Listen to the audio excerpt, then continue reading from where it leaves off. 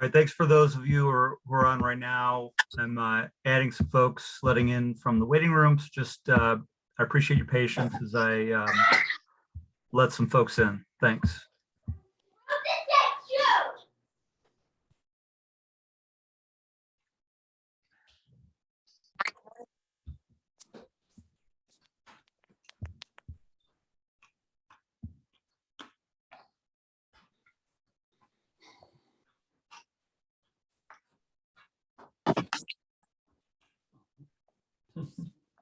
That's cute.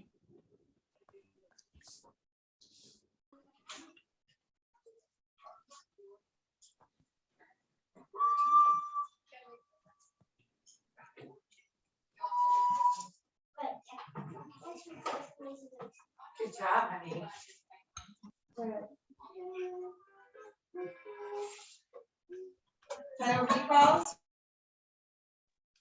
We'll be starting in 5 minutes as I'm still letting folks in from the waiting room. If you all could just do me a favor and mute yourself so that when we get started, we won't have any distractions. Thanks. I'm actually satisfied. This is the best.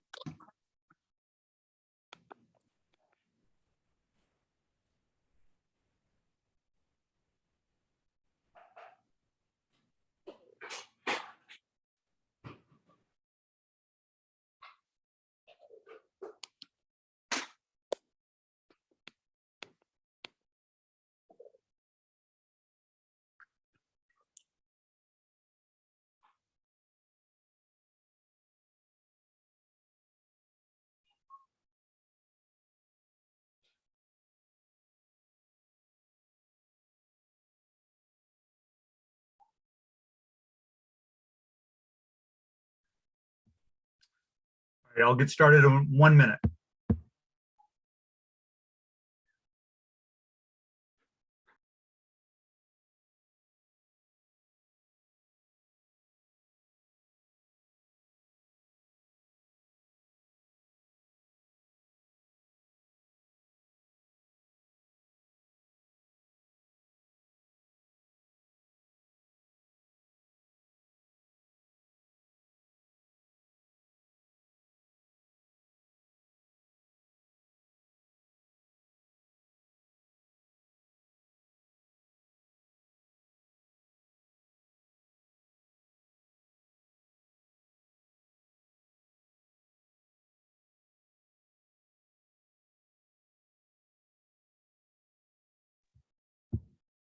Okay, let me just stop share for real quick.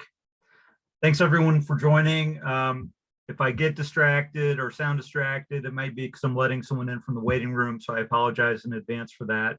I'm Drew McElligott for anyone who hasn't, whom we haven't met. I just want to thank you for your time. We'll try to keep this as productive and brief as possible. Doing this during this week, you know, we've had coaches that have been out to the practice fields. So any feedback that anyone has in terms of what they're seeing out in the field or any issues with practice scheduling, we definitely want to hear about that. But just we'll save any comments like that, any questions for after just a brief presentation that I've got for everyone. So let me just share the screen right now. And if for some reason you can't hear me or can't see anything, just don't be shy. Feel free to just speak up. So real quick, this is being recorded. And I just want to start off by reminding everyone what AYSO's 6 philosophies are. And that we ask every one of you, all of our coaches and referees to adopt, demonstrate, exhibit, buy in to every one of these philosophies, especially those that we impact as coaches and ref volunteers.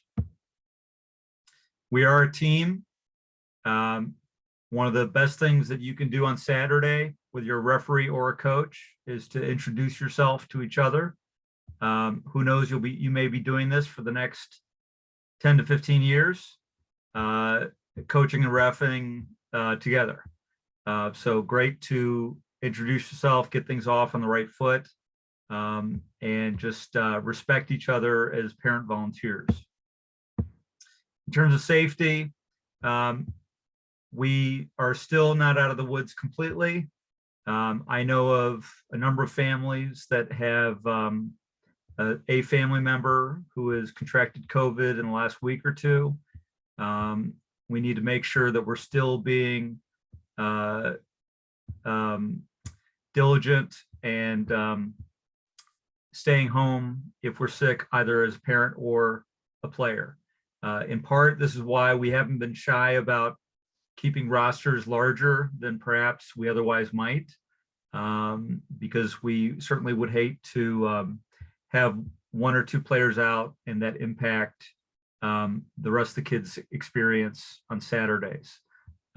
We still need to try to limit contact. We still want to ask our coaches not to do close huddles.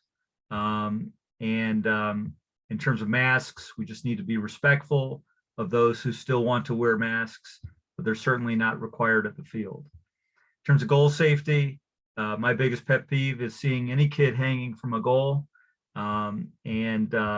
We please don't be shy about getting kids away from that situation.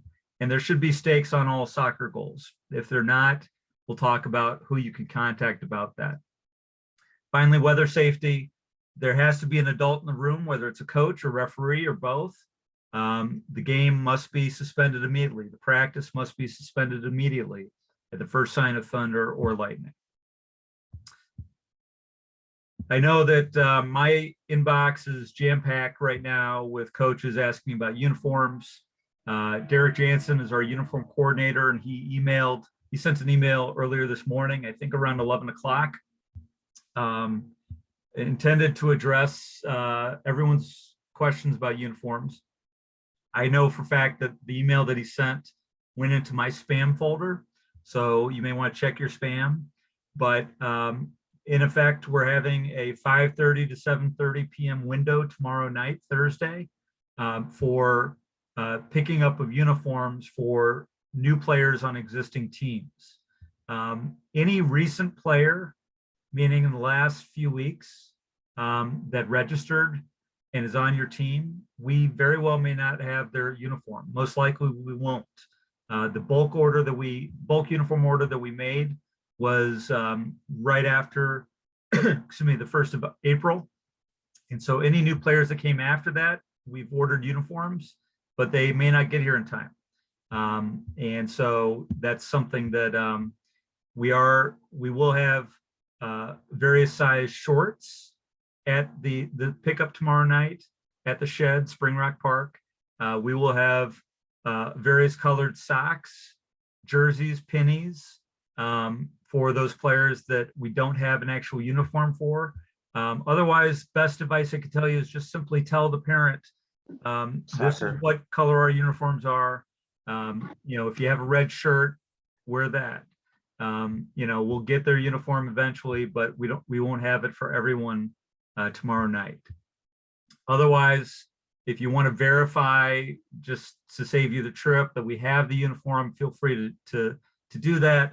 But again, any player that was registered February, March, maybe even the first few days of April, those uniforms should be in this bulk order that we received today. Also, tomorrow night, if anyone's looking to replace one of the mesh bags for their ball bags, pick up some ice packs. We'll have the shed open for that as well. In terms of coach practices and practice scheduling, a reminder, we do have some pretty significant fields for us that are closed this season. Gilbert Park, Sedgwick Park are the top two that really impact us. And it is important just to note that, because that is impacting us in all sorts of different ways. We have obviously fewer fields to offer for that reason.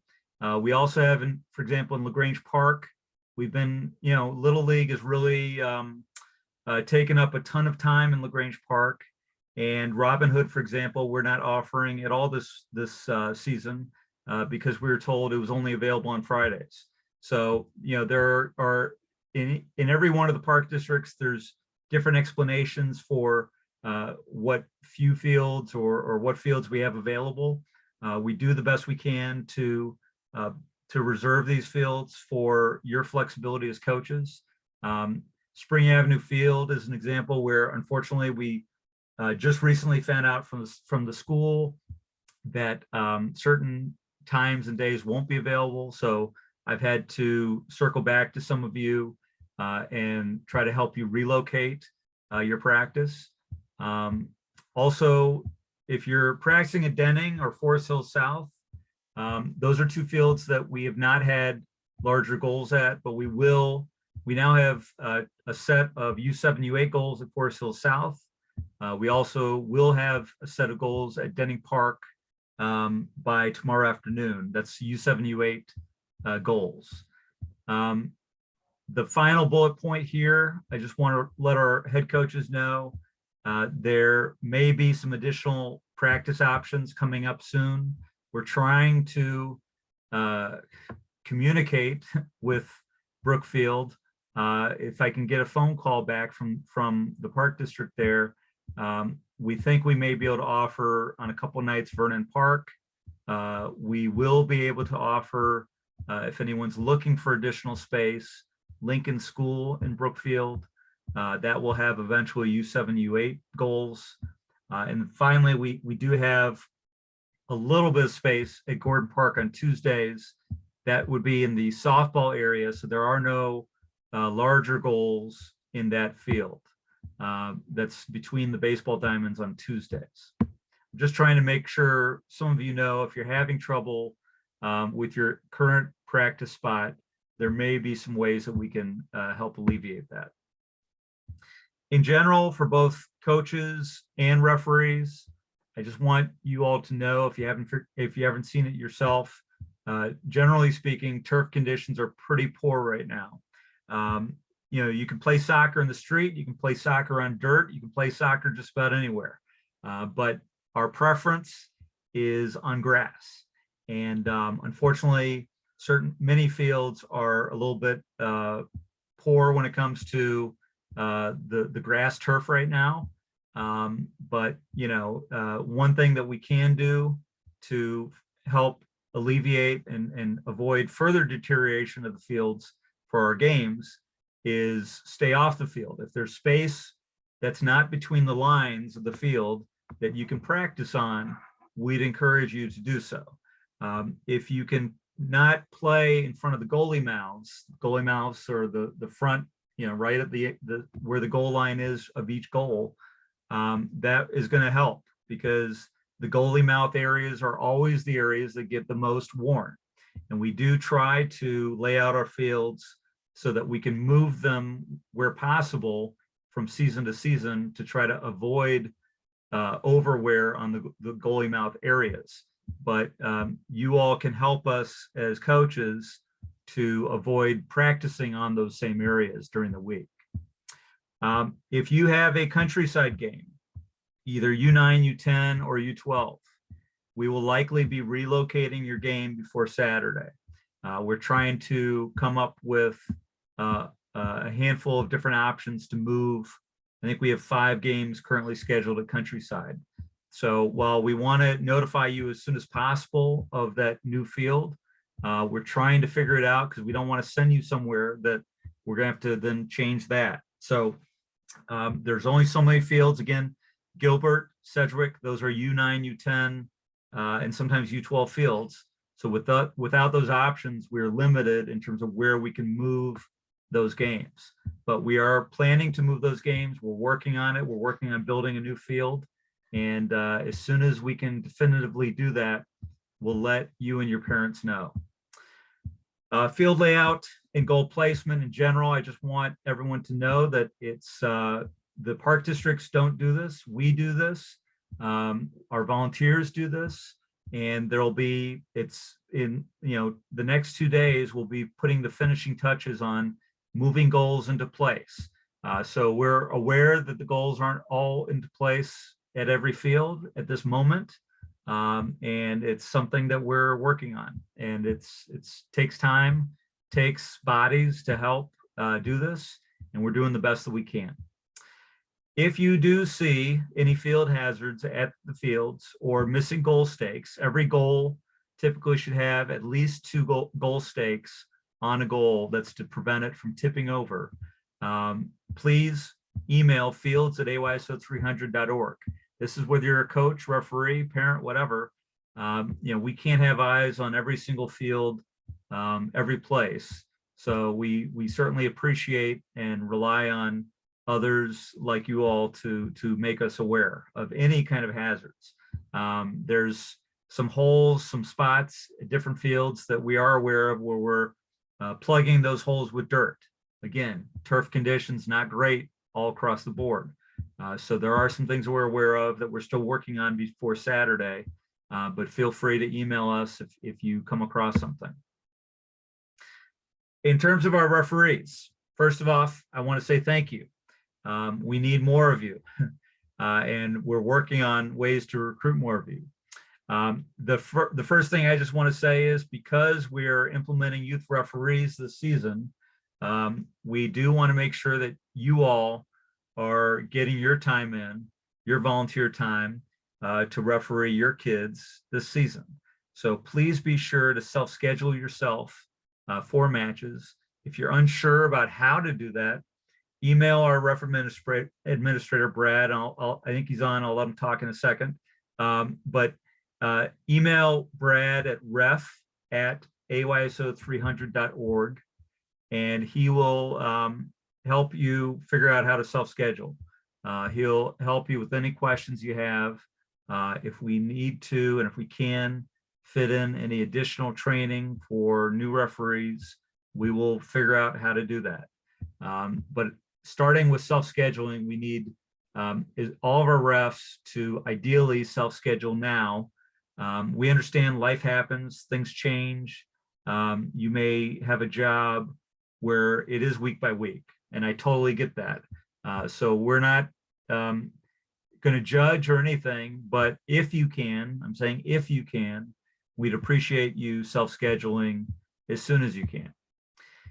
In terms of our youth referee program, we have had training already for our first batch of youth ref candidates. We have more information we're going to be providing those families that have youth refs, in case you're one of them. Thanks for being patient, but we do want to make sure our adult refs have a chance to self-schedule. And we'll be providing youth refs more information about how to register online, so that then they themselves can self-schedule as either a center ref or an AR for U5 through U8.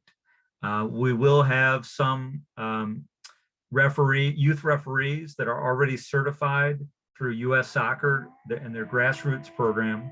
And there will be options for them to AR or ref beyond U8.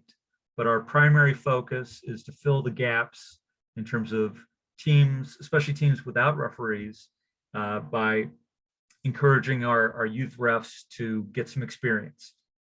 Youth refs do have to be 12 and older. As I said, there's in-person training that has been completed. There's also some online work that we'll be putting them to task with. As a league, as a group of team volunteers, coaches and referees, and certainly as spectator parents, we all need to make sure that these kids feel supported. This is really important. This is set up to fail, the youth referee program, if we're going to just expose them to verbal abuse, people catcalling, whatever. So we need to all do our job as adults, frankly, and as parents, to make sure these kids feel supported and encouraged to keep on. We have a zero tolerance policy for referee verbal abuse, And that's not a youth referee thing. That's across the board. So we want to hear about it. If a coach or a parent is, is going beyond the pale in terms of criticizing, in terms of disrupting, interrupting games, we need to all as a group let the kids play. We don't need to slow down the game and have disagreements on the field. Let's talk respectfully to one another as adults at the right time in the right place, at halftime to the sideline, at the end of the game, respectfully. And anything else that happens, we want to hear about it because, again, the zero tolerance policy stands. We have enough hard time finding referees, recruiting referees, than to have any coaches or spectators running them off, in effect. Again, I'm going to let Brad talk, but if you have questions, this is where you find them, ref@ayso300.org. And then any specific questions about our youth referee program, please email at youthref@ayso300.org. Brad, do you have anything you want to say? Sorry, I had to come off mute. Yeah, I'd like to chime in on a couple things for the referees. Just because this is our kickoff, warming things up, getting the rust off the gears, if you will.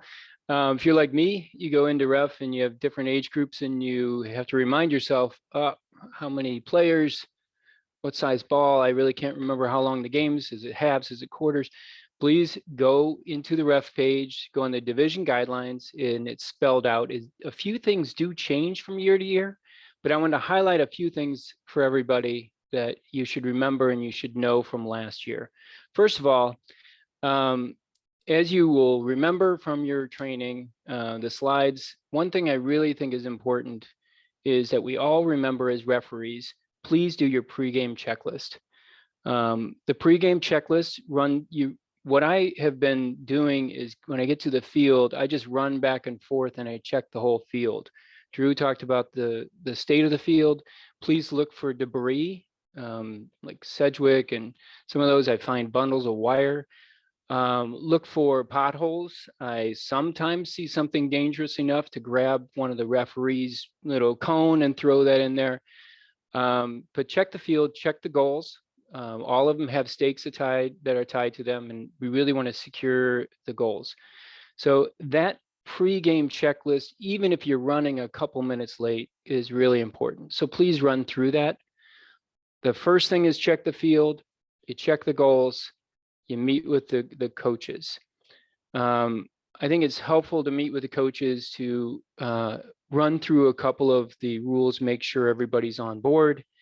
All of the things that are covered in the division guidelines, whether there's headers, whether there's kick-ins, and I'll run through a couple of those really briefly for everybody just to make sure we're all on the same page. But then after meeting the coaches, referees, you're going to do your gear check on the players. It's chilly out there. They're going to be wearing hooded sweatshirts. They have to be tucked in. I would say that's one of the few times you would stop play or make sure somebody's getting it tucked in while play is going. If it comes out, please make sure it maintains within their shirt. A lot of young kids have gone and gotten their starter earrings.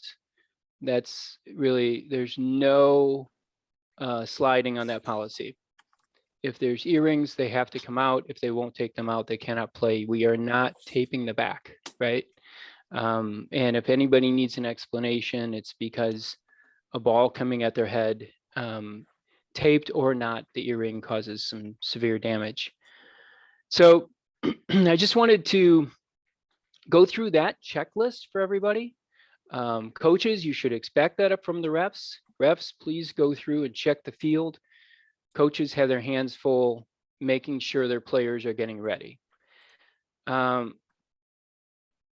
you are meeting with the players for the coin toss or whatever it is, really at this point in time, they've already decided their field, so you're just trying to see whether they want to kick or receive. But I bring everybody in the center. I think it's a really good idea so we can run through, especially early in the season, some of the things that they might have forgotten. For example, U12 and below, no headers by players. U12 is when punting can start by the goalie. So everything below U12 does not have punting. U10 and below, remember we have the build out line. The build out line is something that you're going to try to remind the players of as you meet with them. Hey, everybody, remember we have that build out line. I think it's a good idea to put some cones there if it's not marked very well. And I'm going to run through a few more real quickly for everybody. U8 and below, it's not a throw in on the touch line, the sideline, if you will. It's a kick in. So we started that a couple of years ago. It was certainly enforced during COVID, and we're going to continue with that and making sure that players are a good 6 feet back. So these U8 and below players can start to understand how to pass that ball unrestricted, how to hit a target. And then U10 and above, that is a good idea to remind them, hey guys, when you're throwing it in, keep your feet on the ground. We're going to try to, start teaching them at that age how to do a proper throw in. But please go to the division guidelines. I think that's really helpful. And warm yourself up on the things, all these different rules, the players, how many players there are, the timing of the game. I think you all know that for the younger kids, it's quarters, and that's only the time for subs. And when it's older, there's halftime, and we sub on possessions or, of course, with an injury. 3 more things. Referees, please be mindful that you're managing the time, the clock. I would like, to implore you to, even if you start a little late, when you see a whole bunch of families gathering for that field for the next game, let's try to shave a few minutes. Let's try to end that game on time. Things happen, I know, but let's try to just, move things along. And as much as possible, try to not stop the game. Let's let them play. I personally think it would be a good policy to be very mindful when you're going to have somebody have to defend a penalty kick. What age, what circumstance? Let's keep this play going. I know you'll get some screams at the sideline, but I say play on if there's really not an advantage. Let's get this game, keep the game moving, keep the kids running. And again, like Drew said, please schedule yourself. I know everybody's pretty lax about self-scheduling. This year, because of the youth reps, we really want to make sure that we're giving them the opportunity to come in there. They may schedule in conflict. And if they do, work with them to have them take half the game as center ref, maybe half as a running the line as an AR. I think they're great. I've been training them. We've been through some training sessions, and I love the energy they're bringing in. So let's see if we can't make this a good experience so they tell their friends. And my closing comment is, it would be great if you'd help us recruit. I don't know, Drew can say how many teams we have, 200 and something, I don't even know, but half the games are not reffed. And it would be great if we can recruit not only other parents on your team that can cover for you or come in and next year they feel comfortable refereeing, but also youth referees. That's a nice relief that we get, that we don't have to do it all as the parents. And we'll get more games. We'll have more games covered by referees. So I want to thank everybody for all of the effort we put in. It's great to see. I'm excited, but we need more referees, so that whatever you can do to foster that, please do. Drew, that's all I wanted to mention. Thanks, Brad. So again, you can find the game guidelines for different divisions, ayso300.org/game guidelines. You can also, at the ayso300.org public website, there's always a division guidelines link on the right of the screen. And then it'll be broken down by division. One thing just for clarity, Brad had said U8, build out line is U8 through U7 through U10. So there is no build out line at U5 or U6. When I'm coaching those divisions, I do encourage the kids when the other team has the ball near their goal for goal kick, for example, that they get back to the center circle just to give them some room and less pressure to get the ball rolling towards the down the field. U9, U10 divisions, because there are different roster sizes for those different divisions, because we have different registered player numbers for those two different divisions. We have played 7v7 and 8v8 in the past on that size field. So you should feel free to do so, either one. If it's up to me, it's 7v7, but if I've got an extra large roster, I want to make sure everyone plays and don't want too many kids on the sideline. So long as it's okay with you, the opposition, and the referee, 8v8 is fine if you guys choose to do that. All right, weather, as many of you probably already know, we update the status on our homepage, our public website, aoisa300.org, during the week by 3 o'clock, on Saturdays by 7:30 in the morning.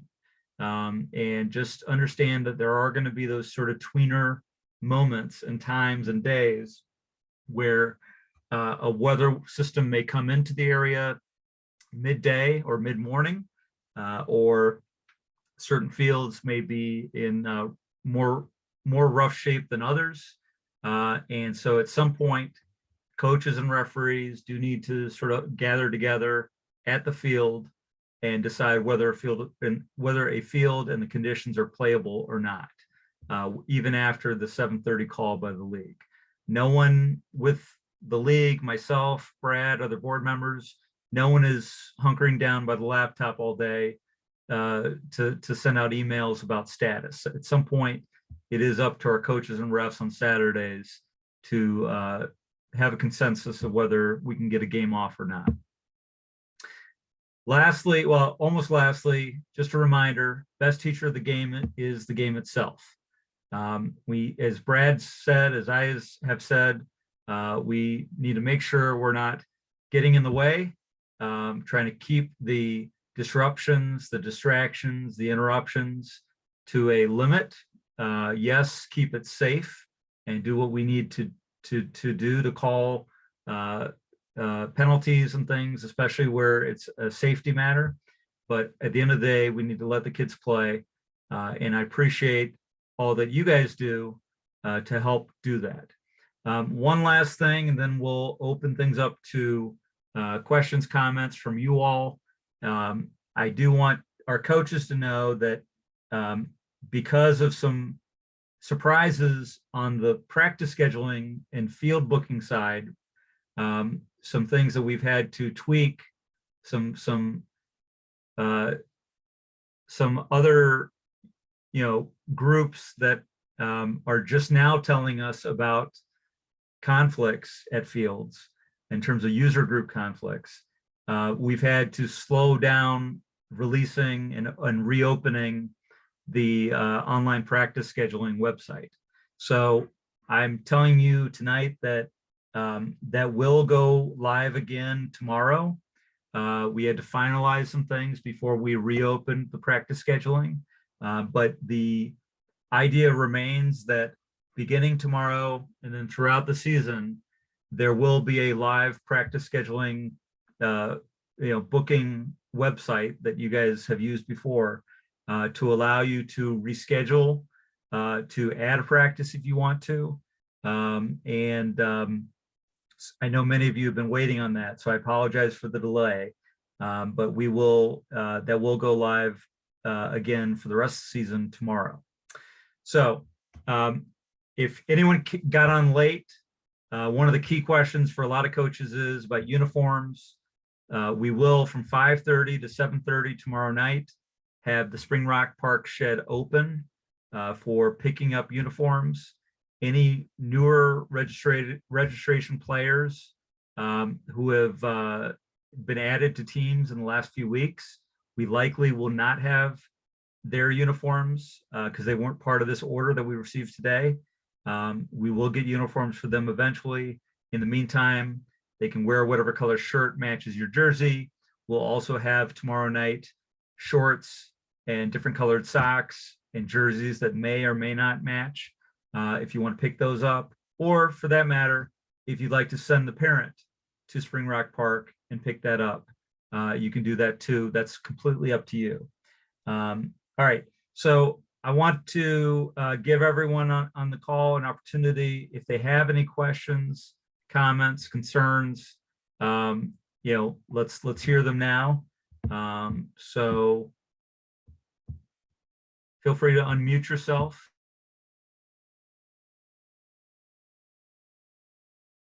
Any questions?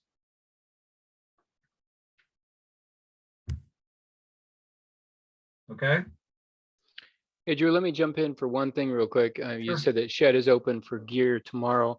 If any referees or any of your coaches talk to your referees, they need equipment of any sort, I won't be there tomorrow. There will be some available. I kind of had to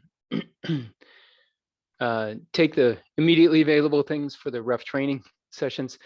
But please email me and I can get any additional gear, new jerseys, anything you need to you. We'll coordinate it. Yeah, and then one last thing I want to say is, we have a number of players that, and this is the same every year, who signed up, registered for fall only. And so we gave those families multiple opportunities to continue on into the spring despite their fall only registration status, and just do certain things. They didn't have to pay anything more to continue with their team from the fall into the spring. I heard tonight for the first time about a couple players that just sort of showed up, who are not registered anymore. They're registered in the fall, but not in the spring. So if you have an occasion like that, an instance like that, please just let me know so I can deal with it. We need to figure that out, because we don't want your team, your U7, U8 team that's supposed to have no more than 11 kids, have all of a sudden 13, 14 kids. That's not how we achieve everyone plays. And same thing goes for every division. Every division has roster limits, and we need to know if kids are just showing up even though they're not technically on your roster. There's also some liability things too, so that we just need to make sure of. So in any case, as some of you may know, Rory Barnwell was one of our coach administrators. His family has moved recently, so there is more on my plate for that reason than ever before, and my plate was already full. So if to the extent that you can, send your email to Derek uniforms@ayso300.org for uniform issues, and not email me, you're going to get an email response a lot quicker. Unfortunately, this time of year, my inbox is jammed. I'm not trying to make excuses. I'm just telling you the reality of the situation. So in any case, thank you all for joining us. Appreciate you taking the time. Don't hesitate to reach out with any questions or concerns. We want to help you, and we want to make this a great spring season for all of us. Have fun out there, and thanks again for taking the time. If anyone has any last things as we sign off, feel free to stick around. Yeah, go ahead. No, just real quick. I think this was for referees, but when you said self-scheduling refs, that means the refs, not the coaches, right? Correct. They're through our team website, ayso300team.org. You can log in, and there's a referee link at the top of the page that allows you as a referee to choose the games that you want to referee. So if you're going to be out of town, obviously you don't do it. If you're going to be able to make 5 out of 7 games, we'd appreciate if you schedule yourself as a referee for your kids' match, basically. No, thanks, man. Yeah, I found out at 7:55 I might have to help coach, and at 7:58 I jumped on this meeting, so I gotta figure this out. I appreciate it. Well, either way, we appreciate your help. All right, Thank you. thank you. All right. Yeah. Hey, by the way, I thought this call might be more heavily attended because I think refs tend to need to remind themselves of a lot of rules and things like that. But any coaches that are on, if you're, missing refs, please talk to some parents and or if anybody on this call knows anybody that would want to referee. I would love an email and I'll have a training session with 2 or 3 people. It's fine. We'll get more people certified. Really, I'm trying to bring more people in. So if a coach has any contact with, parents on the team that you can get them to volunteer, that would be awesome. I'd love it. Just have them send an email, or you can send me an email of who I should talk with. All right, great. Brad, thank you. Thanks, everyone. Have a good night. Thank you, Drew. Thank you, Brad. Thanks. Thanks, Drew. Thanks, Brad.